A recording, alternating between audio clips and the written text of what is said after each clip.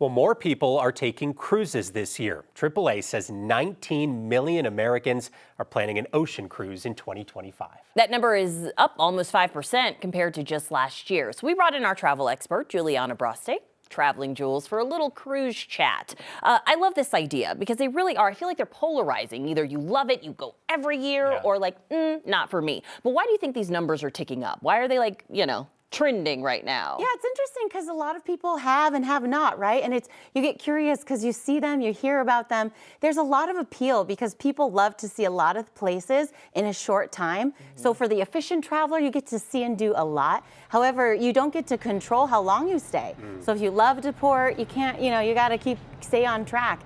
What's also nice is that you don't have to unpack every day to see new places. So that factor alone, just getting comfortable once and then making your home your nest and then getting able to have your home but also get out and enjoy, I think that brings a lot of people to cruising. That can also be really beneficial when you're traveling with a family, right? Yeah, families. I think cruising is a really unique kind of travel because multi-generations can go together. Grandmas and babies, they all, everybody can meet for dinner, but yet do different activities when you're in port. So, if you just want to enjoy the sun deck, cool. If you want to go out on an adventure, go see the lumberjack show in Alaska or go whale watching and do something really rugged. I think there's really something for everyone. And then they can all come back to the same home, home on, not wheels, on water. Same home on water. I know, and that's the part that kind of freaks me out. I'm not gonna lie, I'm like claustrophobic, and I feel like, Hey, the little chicken in Moana, when he discovers he's in the boat and he freaks out. I feel like that's gonna be me. I'm gonna totally have this moment. Yeah. But you say that there are 3 types of cruises, so maybe I just don't know the one that could be right for me. What can you spell those out? What are the 3 types? I was just thinking about you because one thing that's nice about cruises is it matches a lot of different budgets.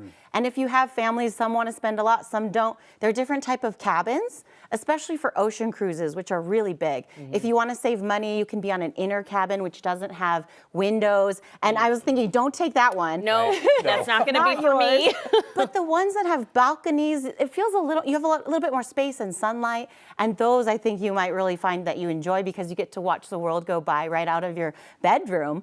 And, for cruising, there's the ocean cruise. Those are huge. They're football fields.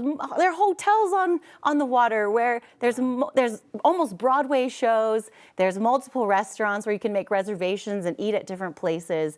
Whereas something smaller, like a river cruise, the ships are a very specific petite size because the rivers are smaller. And also you have to go up and down in a mechanism called a lock, which, when the river's high, you have to take an elevator down so that you can match the water level on a lower. So there's no way they can make the ships wider. So they're very efficient with the space. I just was on a Viking cruise with my mom. Oh, and fun. It was so much fun. We both loved it. And it was really cool to see how the lock works in action. Oh, wow. And also just, interesting that how they design the ship, they use every inch because that's the biggest it can be. So it was really neat. Based on your experience, are there advantages in terms of how long you can stay at certain ports and things like that to kind of tailor the cruise to fit your family? Or do they kind of come pre-designed and there are only so many options? Oh, there's cruises everywhere for all kinds of short trips, long trips. And that's the thing is when you travel with friends and family, there's so much decision making. Like, should we eat here? I don't want to spend that much. I don't like that kind of food. And when all of the ports are already predefined and you know what the activities are, the limitation in a way, everyone chose to get on that itinerary, but not having a million choices, your choices are much more focused. And I think that brings a little more harmony for travelers. No, that can be freeing. Focus on fun. That totally can be freeing. I was telling Evan in the break, I'm like, I've been hearing really good things about a Disney cruise. Ooh. Put Disney in front of anything, and I'm like, yes, I'm going to do it. That's going to be my first cruise ever. So my daughter I'll would have approve. to, right? Yeah. It just seems so magical, Disney on I'd the love ocean. to see that. Okay. Just Disney brings magic. And what's cool is there's also cruises for solo travelers. There's cruises for no kids. The Viking cruise, for example, doesn't allow kids under 18.